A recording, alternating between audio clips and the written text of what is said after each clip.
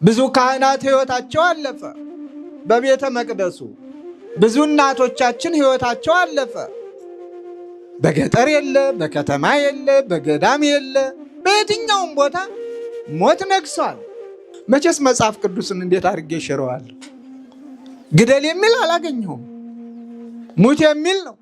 ሁሉም እየተነሱ ሰይፋቸውን በክርስቲያን አንገት ላይ ሲያሳርፉ በበራሪም በተሽከርካሪም በተወርዋሪም እባካችሁ ግፈኞች፣ እባካችሁ የሰው ደም እንደምንም የማትቆጥሩት የክረምት ጎርፍ አይደለም የሰው ደም፣ የሚዘንብም አይደለም የሰው ደም።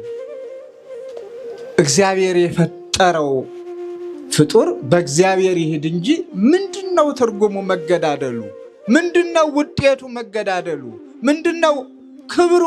ንጹህ ደም ማፍሰሱ፣ ዋይታን ማንገሱ። የት እንደምደበቅ አንዳንድ ጊዜ መደበቂያ ስላጣሁኝ እንጂ የት አለ ጳጳሱ ዝም ያለው ይላል ያም ተነስቶ። መቼስ ጳጳሳት ግደሉ አላል። እኛም ቀናችን እስከሚደርስ ነው የምንጠብቀው። ንጹህ ደም የሚያፈሱትን በቃ በላቸው። ምን አይነት ትውልድ ነው ነገ የሚተካው? ምን አይነት ትውልድ ነው ነገ ይችን ሀገር የሚረከብ? በቂም በበቀል የሚኖር ቂምን በቀልን ቋጥሮ እንዲህ ያደረገኝ ያንተ ነው ያንተ ነው የሚባባል፣ ከትናንትናው ያለመማር እንደገና ሌላ እንክርዳድ መዝራት ምንድን ያደርግልናል? ይሁሉ እንድንሞት እንጂ እንድንገል ስላልፈቀደልን። አይቀልዱብን፣ አይሳለቁብን። ህልውናህን ግለጽ፣ መኖርህን ግለጽ። ትዕግስትህ ይብቃ።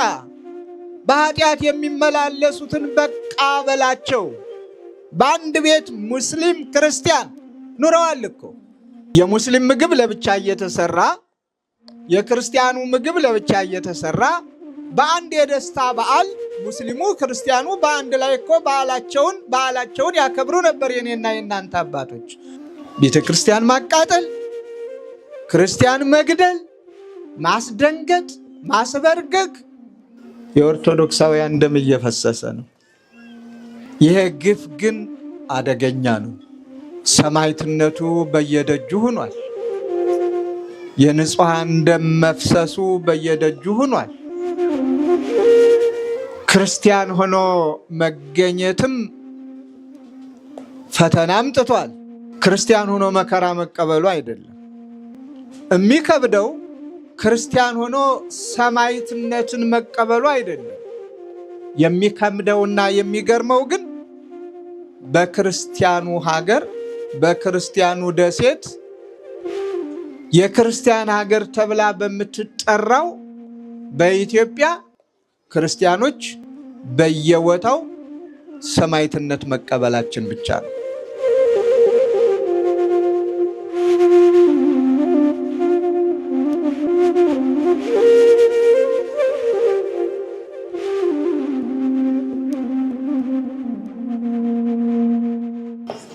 በስመ አብ ወወልድ ወመንፈስ ቅዱስ አሃዱ አምላክ አሜን። ክቡር መልአከ ገነት አምደ ሃይማኖት ፈጠነ የሰሜን ጎጃም ሀገረ ስብከት ዋና ስራ አስኪያጅ፣ ክቡራን የሀገረ ስብከቱ ልዩ ልዩ የስራ ኃላፊዎች፣ ክቡራን የሁለቱም አህጉረ ስብከት የባህር ዳርና የሰሜን ጎጃም አህጉረ ስብከት የገዳማትና የአድባራት አስተዳዳሪዎች፣ ኃላፊዎች፣ ክቡር መላከማዊ አብርሃም የዚሁ የርዕሰ አድባራት ወገዳማት መጋቤ ብሉይ ማለት ነው። መጋቤ ብሉይ ስም ከተሳሳትኩ አርሙኝ። መጋቤ ብሉይ አብርሃም እኮ ሞክሼ ናቸው። መጋቤ ብሉይ አብርሃም የዚሁ የርዕሰ አድባራቱ ገዳማት የመንበረ ጵጵስናው አስተዳዳሪ፣ ክቡራን ሊቃውንተ ቤተ ክርስቲያን፣ የተከበራችሁ አባቶችና እናቶቼ፣ ወንድሞቼና እህቶቼ፣ የሰንበት ትምህርት ቤት መንፈሳውያን ወጣቶች በአጠቃላይ ከሩቅም ከቅርብም በዚሁ በዓል በአውደ ምሕረቱ የተገኛችሁ በሙሉ እንደምን አደራችሁ? እንደምን አደራችሁ? እንዴት ሰነበታችሁ? ከሁሉ አስቀድሞ በልዩ ጥበቃው ጠብቆ በቸርነቱ ጎብኝቶ እኛ ከማናውቀው እሱ ከሚያውቀው ከልዩ ልዩ ፈተናም ሰውሮ ተጨማሪ እድሜም ሰጥቶ በዚህ ዕለት በዚህ ሰዓት በቤቱ ተገኝተን ስሙን እንድናመሰግነው ክብሩን እንድንወርስ ስለፈቀደልን ክብርና ምስጋና ለእርሱ ይሁን። በዕለቱ የምናከብራቸው መታሰቢያቸውን የምናደርግላቸው በአዳኝነት ተልእኮ ሊቀ መላእክት ቅዱስ ገብርኤል እንዲሁም ከመከራው ከፈተናው አሁንም እግዚአብሔር የጠበቃቸው የሰወራቸው ለበለጠ ክብርም የመረጣቸው እናትና ልጅ ቅድስት ኢየሉጣና ቅዱስ ቂርቆስ ናቸውና ሌሎችም ብዙ ናቸው ያሉት። በረከታቸው ይደርብን። እንኳን አደረሳችሁ። ደስ ይበላችሁ። እግዚአብሔር ይባርካችሁ። አሁንም እንኳን አደረሳችሁ። እንደ ዛሬው ሁሉ በረድኤቱ ጠብቆ ለሚመጣው ዓመት ያድርሳችሁ። እግዚአብሔር ከሁላችን ጋር ይሁን። ትምህርቱን የተነበበልንን ወንጌል በማሕሌቱ ክፍለ ጊዜ መነሻ አድርገው መላከ ምሕረት ግሩም የዚሁ የሀገረ ስብከቱ የስብከቱ ወንጌል ኃላፊ አስተምረውናል። የሰማነውን በልቡናችን ያሳድርብን። በመንግስተ ሰማያት ያነስን ሳይሆን መብለጡም ቢቀርብን መንግስተ ሰማያትን ከወረሱት ጋራ ለመውረስ እንደተጠቀሰው የበቃን ያድርገን። ቀደም ብሎ ሊቃውንቱ በልዩ ጣዕመ ዜማ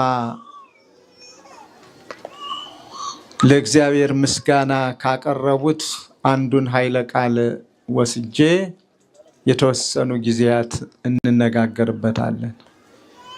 ኢትፍርሂ እም ነበልባለ እሳት፣ እናት ሆይ የእሳቱን ነበልባል አትፍሪ። ማን ነው ይህንን ቃል ተናጋሪ? አንድ ጊዜ ድምፃችሁን ከፍ አድርጋችሁ እንድትናገሩ ፈልጋለሁ። ማን ነው ይህንን ቃል የተናገረ? ሕፃኑ ቅዱስ ቂርቆስ። አይገርምም? የሕፃን አጽናኝ፣ የሕፃን መካሪ፣ የሕፃን መሪ፣ የሕፃን ሰሪ፣ ፈሪው አደፋፋሪ፣ ወደኋላ ማፈግፈግ የሚገባው ወደፊት እንራመድ ያለ እንደዚህ የሕፃን መካሪ ልጅ ይስጣችሁ። የወለዳችኋቸውን ሁሉ መካሪ፣ አስተማሪ፣ ጧሪ፣ ቀባሪ ያድርግላችሁ። የሕፃን አስተማሪ፣ የሕፃን አደፋፋሪ፣ ኃጢአትን ሳይሆን ጽድቅን የሚያደፋፍር፣ ክፉ ነገርን ሳይሆን በጎ ነገርን የሚያደፋፍር፣ ጊዜያዊውን ነገር ሳይሆን ዘላለማዊውን ነገር እንስራ፣ ስለ ዘላለማዊው ክብር እንኑር፣ ስለ ዘላለማዊ መንግስት እናስብ ብሎ እናቱን የመከረ ያስተማረ የሕፃን ሽማግሌ ልጅ እግዚአብሔር ይስጣችሁ። ዘመናችንን ከዘመኑ ዘመኑን ከዘመናችን የዛሬን ሕፃናት ከትናንቱ ከነቂርቆስ እነ ቂርቆስን ከዘመኑ ሕፃናት ቅድምም የተጠቀሱትን በሙሉ ብናነጻጽር ምን እንደሚመስል ቤቱ ይወቀው፣ ቤቱ ይፍረድ። ለምንድን ነበረ ሕፃኑ እንዲህ አይነት መካሪ አስተማሪ የሆነው? መጀመሪያ የእናቱ ክርስቲያናዊ ሕይወት ነው እንዲህ እንዲሆን ያደረገው። ዝም ብሎ ከመሬት አይደለም ያገኘው፣ ከሜዳ አይደለም ይህንን የወሰደው፣ በልዩ ታምርም አይደለም ይህን የተናገረው።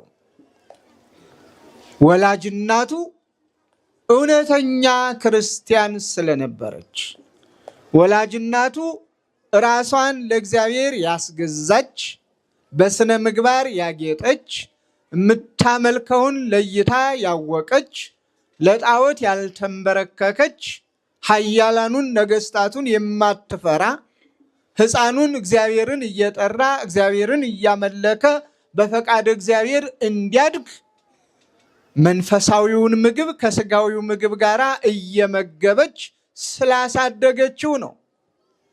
ዝም ብሎ ከመሬት ተነስቶ አይደለም። ያስተማረችውን እናቱን ነው መልሶ እያስተማረ የምናገኘው። የመራችውን እናቱን ነው መልሶ የሚመራው። ቅድስት ኢየሉጣ በዘመኑ ከነበሩት ክርስቲያኖች አንዷና ስመጥር ክርስቲያን ነበረች። ምንም ይሁን ምን፣ ለምንም ይሁን ለምን የማትፈራ የማትንበረከክ፣ አምላኳን የምትፈራ ፈጣሪዋን የምታውቅ ለፈጣሪዋ የምትገዛ፣ ዓለምና ፍላጎቱ ያልገዛት ያላንበረከካት፣ እጇንም ለዓለም ያልሰጠች፣ እንደ እግዚአብሔር ፈቃድ ትዳር የመሰረተች፣ እንደ እግዚአብሔር ፈቃድ ልጅንም የወለደች።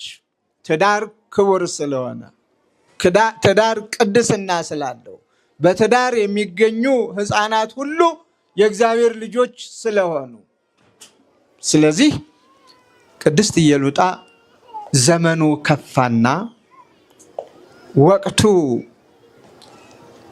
መልኩን ለወጠና እግዚአብሔርን የማያመልኩ ለእግዚአብሔር የማይገዙ እነሱ ላቆማቸው ምስሎች ብቻ የሚሰግዱ ሌላውንም እኔ ላቆምኩት ምስል ማትሰግጅ ከሆንሽ ትጠያለሽ፣ ትወድቂያለሽ የሚሉ የተነሱበት ዘመን ነበርና ከተወለደችበት ካደገችበት ከዘመድ ከወገን ተለይታ ሕፃኗን ይዛ ተሰደደች።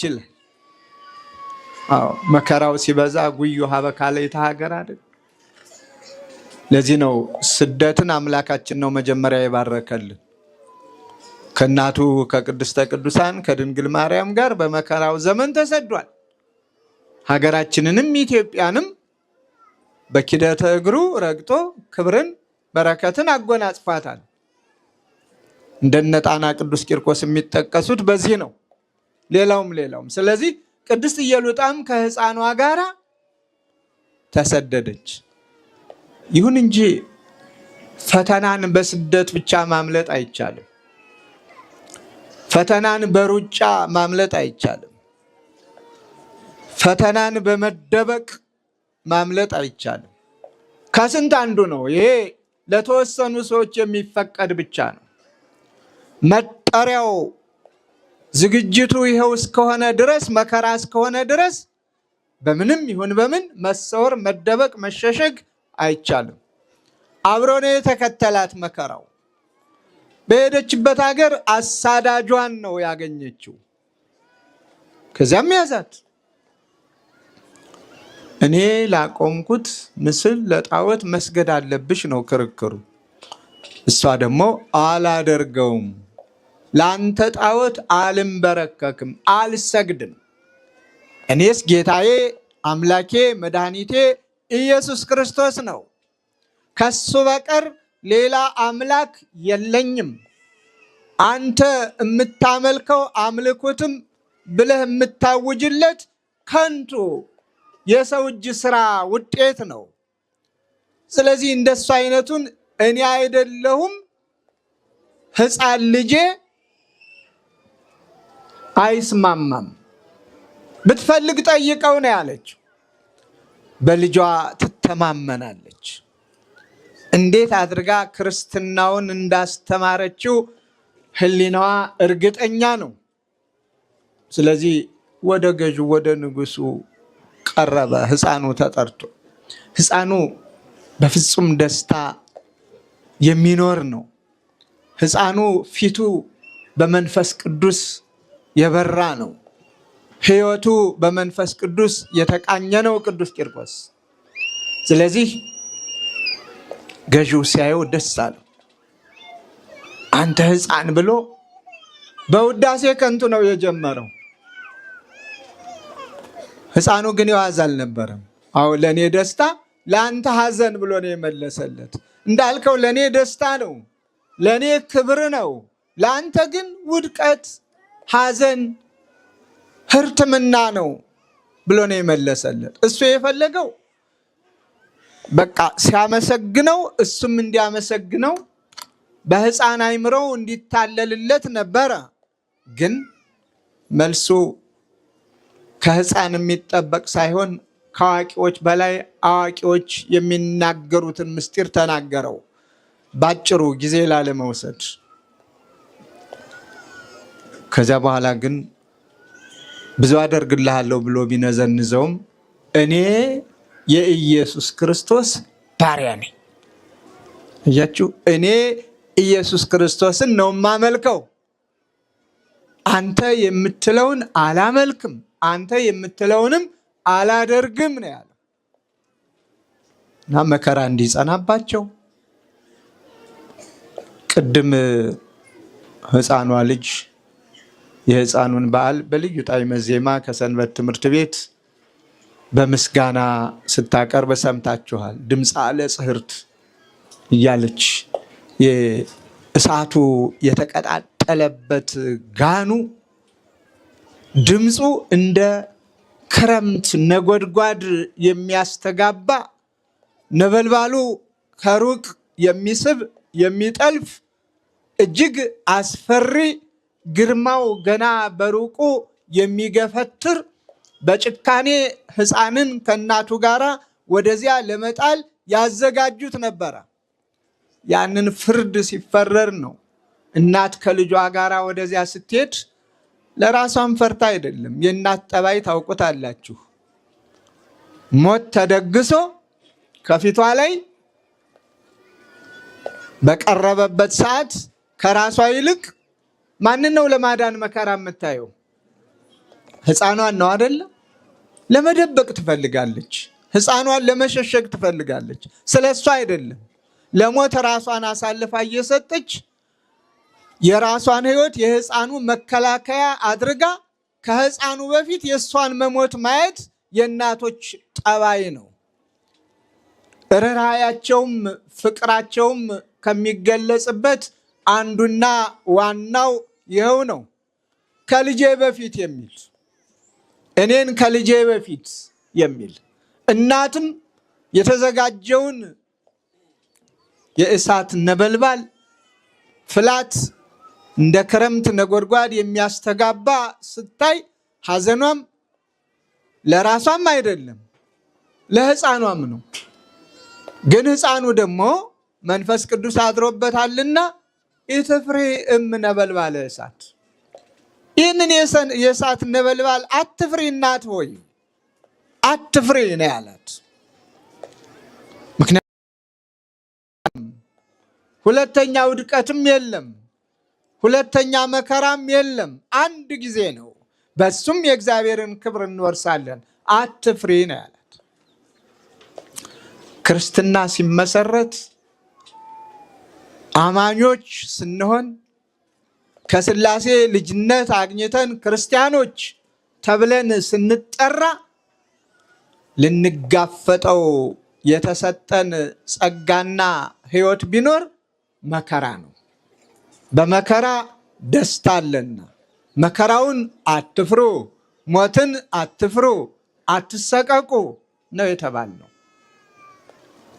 ለዚህ ነው ዘመነ ሰማዕታትን በሙሉ ስናይ መከራው ሲዘንብባቸው ዋዕይ ቃጠሎም ሆኖ ሲነሳባቸው በዚያ ሁሉ ሳይፈሩና ወደኋላ ሳያፈገፍጉ ይልቁንም እኔ ቀድም በመንፈሳዊ ውድድር ሰማያዊውን ክብር ሰማያዊውን መንግስት ለመውረስ እኔ የክርስቶስ ነኝ እያሉ ክርስቲያናዊ ሕይወታቸውን በማያምኑት በመምለካያነ ጣዖታቱ ፊት እየመሰከሩ ከክብር ወደ ክብር የተሸጋገሩት። ዘመነ ሰማዕታትን ስንወስድ የነ ቂርቆስንም ሆነ የሌሎችን ክርስቲያን ታሞ ሞተ የሚለው ጥቂት ነው። ታሞ ሞተ፣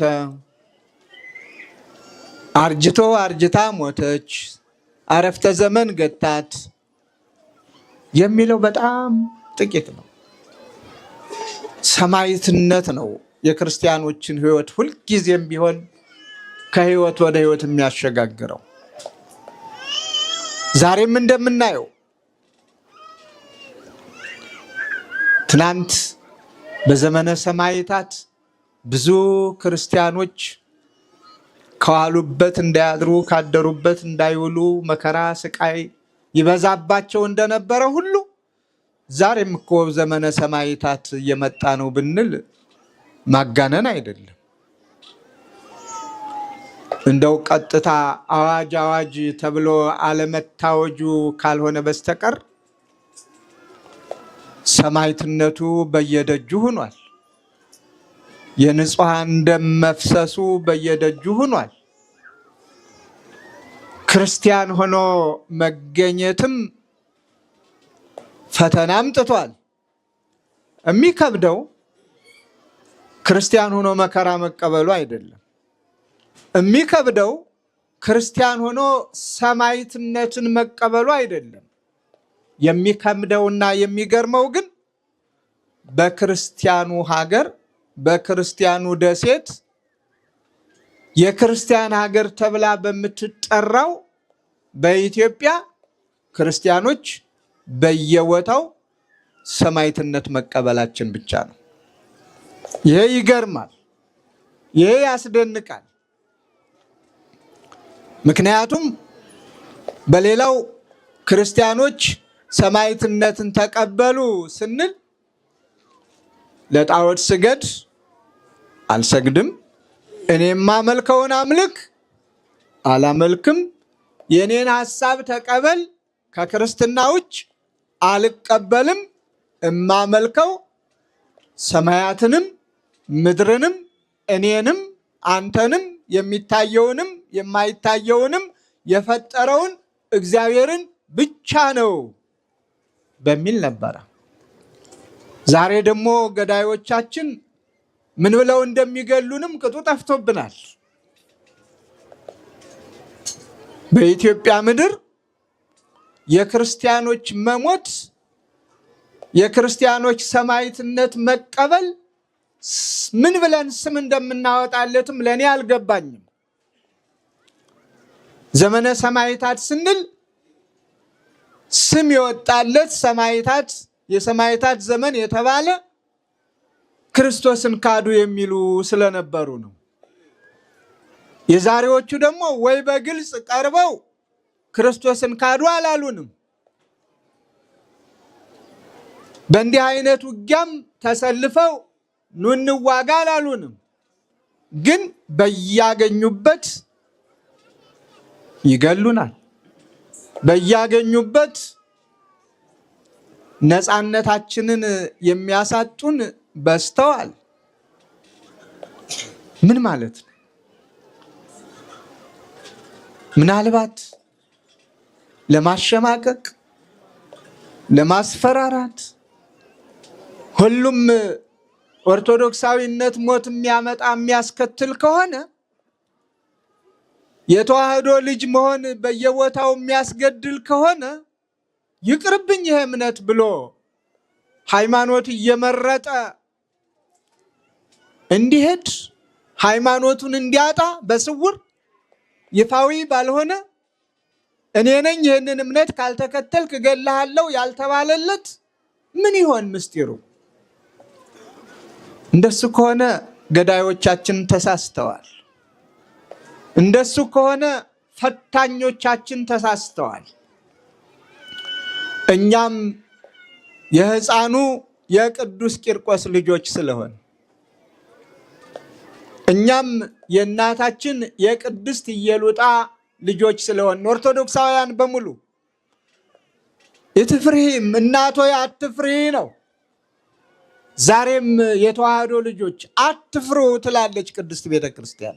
አንዱ አንዱን እያጽናና መከራውን በደስታ በመቀበል በመቋቋም ወደ እግዚአብሔር በመጮህ ለእግዚአብሔር የሚሳነው ነገር ስለሌለ እግዚአብሔርን በመጠየቅ ፈተናውን እንዲያሳልፈው በሃይማኖት በመጽናት እንድንኖር እንገደዳለን። አንዳንድ ጊዜ ቅድም ብያችኋለሁ፣ ሞትን በስደት ሞትን በከተማ ወይም በገጠር ሞትን በደጋ ወይም በቆላ ሆኖ ማምለጥ አይቻልም። የዚህ ሳምንት መርዷችን አስተማሪ ነው። የዚህ ሳምንት መርዶው ከዕለት ወደ ዕለት ነው። የምስራች የምንሰማበት ናፍቆናል። ሰላም የሚሰፍንበት ናፍቆናል። ጦርነት፣ ዋይታ፣ ስደት፣ ሞት በቃ የሚባልበት ናፍቆናል። ለናፍቆታችን ደግሞ እርካታ እናገኝ ዘንድ ወደ እግዚአብሔር መጸለይ ግድ ነው። ሰሞኑን ሕይወታቸው ያለፈ የቆሰሉ አደጋ የደረሰባቸው ገዳም ላይ የተቀመጡ ሰዎች አይደሉ? ከራሳቸው አልፎ ተርፎ ስለ ዓለም የሚጸልዩ፣ ስለ ኃጢአተኞች የሚጸልዩ፣ ስለ ወገን የሚጸልዩ፣ ስለ በሽተኞች የሚጸልዩ፣ ለበሽተኛው ፈውስን እግዚአብሔር እንዲሰጥ፣ ዝናመ ምሕረቱን እንዲሰጥ፣ ምድሪቱ የተዘራባትን ዘር አብቅላ አፍርታ ለሰው ልጆች ምግብ እንድታፈራ እንድትሰጥ፣ ስለ ሁሉም ነገር ስለ ወንዞችም ስለ ማንኛውም ነገር የሚጸልዩ ያውም እናቶቻችን በሰማ ነው እነሱ ናቸው ያረፉት። እንግዲህ ሰማዕትነት ወይም ደግሞ በልዩ ልዩ መንገድ የሚመጣ መከራ ብንደበቅም ብንሸሽም ብንወጣም ብንወርድም የማይቀር መሆኑን አምነን የማይቀር ነገር ካለ ደግሞ ይህ ዓለም እንዳያታልለን በግዴለሽነትና በንዝህላል እንዳያገኘን የማይጨበጠው ዓለም የሚጨበጥ መስሎን ስንባዝን ስንወጣ ስንወርድ በከንቱ እከብረ ባይ ልብ ይዘን ጊዜያዊ ነገር አታሎን አወዳደቃችን እንዳይከፋ በተጠራለት በፊቱ እንዳናፍር የመንግስቱ ወራሾች እንድንሆን ጸሎት ያስፈልገናል። ንስሐ ያስፈልጋል። ወደ እግዚአብሔር መቅረብ ያስፈልጋል። እግዚአብሔር መሐሪ ስለሆነ ምንጊዜም ዝግጁ ሆኖ መኖር አጥብቆም መጸለይ። አሁን ነገሮች ሁሉ ስለሚዘበራረቁ እኛም ቅጡ ጠፍቶናል። እምንለውንም ያሳጣል። ምንስ ይባላል? መቼ ነው የምስራች የምንሰማ? ደግሜ እናገረዋለሁ ይህንን ቃል። መቼ ነው በቃ የሚለን እግዚአብሔር? ቢቸግራቸው እኮ አባቶቻችን አይቴ ውእቱ አምላኮሙ ከመ ይበሉነ ውሉደ አሕዛብ ውሉደ መርገም፣ የመርገም ልጆች የማያምኑ ውድቀታችንን የሚፈልጉ በአንተ አምላክነት የሚላገዱ በአንተ አምላክነት የሚቀልዱ የታለ አምላካቸው እንዳይሉን፣ የታለ ፈጣሪያቸው፣ የታለ ገዣቸው፣ የታለ የሚያመልኩት፣ የታለ ያዳናቸው የሚያድናቸው እንዳይሉን እባክህ ጸሎታችንን ስማ ብለው ድምፃቸውን ከፍ አድርገው እኮ አባቶቻችን ጮኸዋል። ጸሎታችንን ስማ፣ አይቀልዱብን፣ አይሳለቁብን፣ ህልውናህን ግለጽ፣ መኖርህን ግለጽ፣ ትዕግስትህ ይብቃ፣ በኃጢአት የሚመላለሱትን በቃ በላቸው፣ ንጹሕ ደም የሚያፈሱትን በቃ በላቸው፣ አንተ መሐሪ ነህና ለንስሐ አብቃቸው፣ የጸጸት ልብ ፍጠርላቸው ብለን እኮ ልናዝን ልንጸልይ ይገባል። እኛ ግን እዚያም ሞተ ስንል እኛውንን የምንተቻቸው። አሁን ፈርዶብን የት እንደምደበቅ አንዳንድ ጊዜ መደበቂያ ስላጣሁኝ እንጂ የታለ ጳጳሱ ዝም ያለው ይላል፣ ያም ተነስቶ የታለ ምን ያለው ይላል። መቼስ ጳጳሳት ግደሉ አላል። እኛም ቀናችን እስከሚደርስ ነው የምንጠብቀው። አንድ ቀን ለእኛም ይደርሳል። በዚህ አይነት መልኩ ምንም ይቀራል ብለን አናስብም። ብዙ ካህናት ሕይወታቸው አለፈ በቤተ መቅደሱ። ብዙ እናቶቻችን ሕይወታቸው አለፈ። በገጠር የለ፣ በከተማ የለ፣ በገዳም የለ፣ በየትኛውም ቦታ ሞት ነግሷል። ስለዚህ እንደ ቅዱስ ቂርቆስ ኢትፍሬእም ነበልባለ እሳት የጊዜውን ጸዋትወ መከራ ሳንሰቀቅ ሳንፈራ የጊዜውን ውጣ ውረድ እንደምንም ሳንቆጥረው በሃይማኖታችን ራሳችንን አጎልብተንና አጎልምሰን ምድራዊውን ሳይሆን ሰማያዊውን መንግስት በመናፈቅ አትፍሪ፣ አትፍራ፣ አንፍራ በማለት ልንሰራው የሚገባንን በጸሎት ጽሙዳን ሁነን ከመጠባበቅ በስተቀር ሌላ ምን ጥቅም አለው? ምንስ ትርጉም ያመጣል? እያፋጠን ነው ካልሄድን በስተቀር። እውነት ነው። አንዳንዶች የሚሉት ከቁጭት ከክርስቲያናዊ ሕይወት ቢሰማቸው ውስጣቸው ቢቆስል የክርስቲያን ሀገር የሚባለው ክርስትናው ጠፍቶ ሁሉም እየተነሱ ሰይፋቸውን በክርስቲያን አንገት ላይ ሲያሳርፉ በበራሪም በተሽከርካሪም በተወርዋሪም በመሳሰሉት አሰቃቂ በሆኑ የሞት ወጥመዶች ሁሉ ሲሰፍን ሲያዩ ይንጠስለት የሚሉ ይመስላል። ግን ክርስትናው ደግሞ እሱ አልሆን ብሎ ነው እኛንም የተቸገረ። ራሱ ባለቤቱ ክርስትናውን ሲመሰርት የመሰረተበት መንገዱ እንድንሞት እንጂ እንድንገል ስላልፈቀደልን ይህን አሁን ብዙዎች እያወገዙት ነው። ለምን እንዲህ ትላላችሁም እያሉ ነው። መቼስ መጽሐፍ ቅዱስን እንዴት አድርጌ ሽረዋለሁ? ግደል የሚል አላገኘሁም። ሙት የሚል ነው። ቢያንስ አሟሟታችንን ቢያሳምርልን ጸሎታችን ነው እና ግን ግፍ ሲበዛ ደግሞ መልካም አይደለምና እባካችሁ ግፈኞች፣ እባካችሁ የሰው ደም እንደምንም የማትቆጥሩት የክረምት ጎርፍ አይደለም። የሰው ደም ከላይ የሚዘንብም አይደለም። የሰው ደም እግዚአብሔር የፈጠረው ፍጡር በእግዚአብሔር ይሄድ እንጂ ምንድነው ትርጉሙ መገዳደሉ? ምንድነው ውጤቱ መገዳደሉ? ምንድነው ክብሩ? ንጹሕ ደም ማፍሰሱ፣ ዋይታን ማንገሱ። ምን አይነት ትውልድ ነው ነገ የሚተካው? ምን አይነት ትውልድ ነው ነገ ይችን ሀገር የሚረከብ? በቂም በበቀል የሚኖር ቂምን በቀልን ቋጥሮ እንዲህ ያደረገኝ ያንተ ነው ያንተ ነው የሚባባል ከትናንትናው ያለመማር እንደገና ሌላ እንክርዳድ መዝራት ምንድን ያደርግልናል? ይሄ ሁሉ አገር የጋራ በሚለው ማንኛውም በየእምነቱ ጸንቶ አንዱን አንዱ ሳይነካ አንዱን አንዱ ሳያሳድድ አንዱ በአንዱ ላይ እጁን ሳያነሳ አንዱ የአንዱን ደም ሳያፈስ በፍቅር መኖር አንችልም ወይ? አባቶቻችን እኮ በዚህ አይነት ኑረዋል። በማህበራዊ ኑሯቸው ተከባብረው አንድ ላይ ሰርተው በደስታው በሐዘኑ ተካፋዮች ሆነው በእምነታቸው ደግሞ እንደየእምነታቸው እኔ ላቆምኩት ምስል ስገድ የኔን አምላክ አምልክ የሚለው እኮ የኢትዮጵያውያን ጠባይ አይደለም። ይሄ ዛሬ ክርስቲያኖች ነን የሚሉ ትናንትና ግን ክርስቲያኖችን ሲገድሉ ሲያሳድዱ የነበሩ የሌሎች ጠባይ ነው። ኢትዮጵያውያንማ በፍቅር ነው የኖርነው።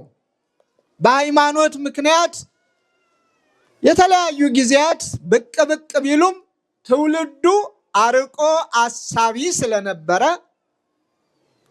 እንደነ ጉዲት ቢነሱ እንደነ ግራኝ ቢነሱ ይህ ለኛ ለኢትዮጵያውያን ትምህርት አይሰጥም ብለው ፍቅርን ገንዘብ አድርገው በአንድነት እኮ ነው የኖሩት። በአንድ ቤት ሙስሊም ክርስቲያን ኑረዋል እኮ። የሙስሊም ምግብ ለብቻ እየተሰራ የክርስቲያኑ ምግብ ለብቻ እየተሰራ በአንድ የደስታ በዓል ሙስሊሙ ክርስቲያኑ በአንድ ላይ እኮ በዓላቸውን ያከብሩ ነበር የኔና የናንተ አባቶች። ለሙስሊሙ ለብቻ ታርዶለት ተወራርዶለት በራሱ በስርዓቱ፣ ለክርስቲያኑም እንደዚያው በተመሳሳይ። ታዲያ ዛሬ ምን አመጣው? ምንስ ጥቅም ተገኘበት? ወደ ኋላስ የታየው? ስለዚህ ወገኖች ዓላማው ቤተ ክርስቲያን ማቃጠል፣ ክርስቲያን መግደል፣ ማስደንገጥ፣ ማስበርገግ፣ ወደ ሌላ በረት ለማስኮብለል ነው። ፍርሃት የማያደርገው ነገር የለም አይደል? ፍርሃት ብዙ ነገር ያመጣል። ከዚህ ሁሉ ይላል ማባባያው ቀረና የኔን እምነት ተከተል ብሎ መደለሉ፣ ማታለሉ፣ በልዩ ልዩ ነገር መነዝነዙ ቀረና አሁን ደግሞ እገሌና እገሌ የማንላቸው በየአቅጣጫው የኦርቶዶክሳውያን ደም እየፈሰሰ ነው። ይሄ ግፍ ግን አደገኛ ነው። እግዚአብሔር ዝም ይላል። እንደማያይ እንደማይናገር ዝም ይላል። እንደማይሰማ ሰምቶ ዝም ይላል። አንድ ቀን ግን ጽዋው ሲሞላ የሚሰበር የንስሐ ልብ ሲጠፋ የሚጸጸት ሲጠፋ በዚያው ልክ ቅጣቱን ያመጣል። ይሄ ደግሞ ከቅዱሳት መጻሕፍት ሁልጊዜ የምናነበውና የምንሰማው ነው። ስለዚህ ሁላችንም ለንስሐ እንብቃ። ግፈኞችም ይብቃችሁ። በንስሐ በወገናዊ ፍቅር ራሳችሁን መልሱ። የሟቾችን ነፍስ ይማር፣ እኛንም እግዚአብሔር ያጽናን። መርዶ ሰሚዎች አድርጎናል። ተራችን እስከሚደርስ ድረስ እግዚአብሔር ያጽናን። ግን ደግሞ ድንጉጣን አንሁን፣ ድንጉጣን አንሁን፣ የምንደነግጥ አንሁን፣ የምንፈራ አንሁን። ምክንያቱም ጊዜያዊ ሞት እንጂ ይህ ዘላለማዊ ሞት አይደለም። አንድ ሰው ሞተ የሚባለው ከእግዚአብሔር ሲለይ ነው። ሞቱ የሚባሉ ወገኖች ሁሉ በእኔ እኮራባቸዋለሁ፣ መምህራንም አድርጌ እማርባቸዋለሁ። እስካሁን ከሰማሁት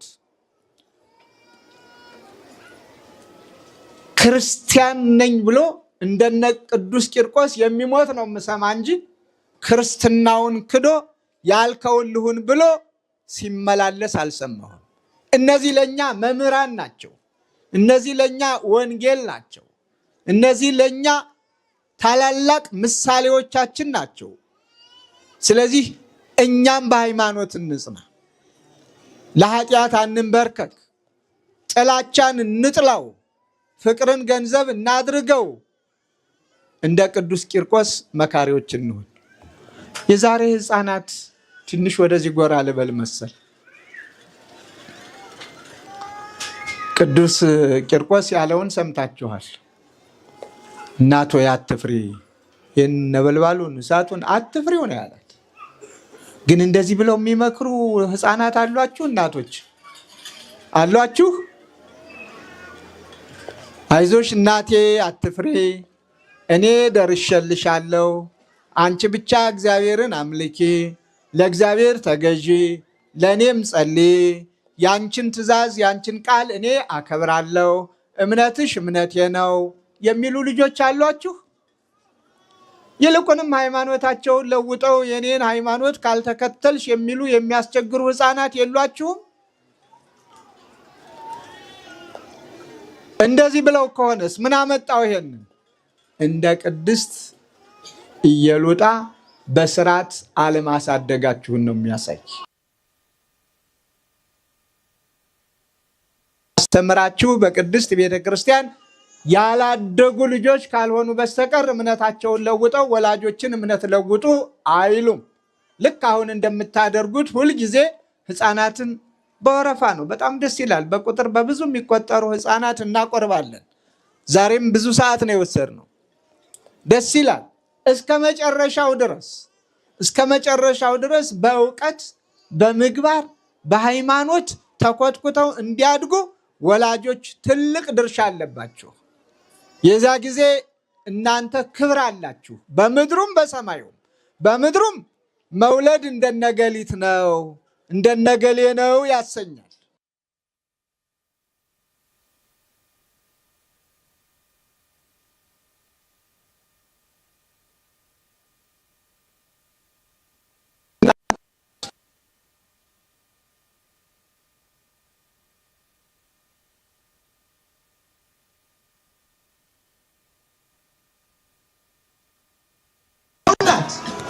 ይህ ውድቀት ነው ለክርስትና።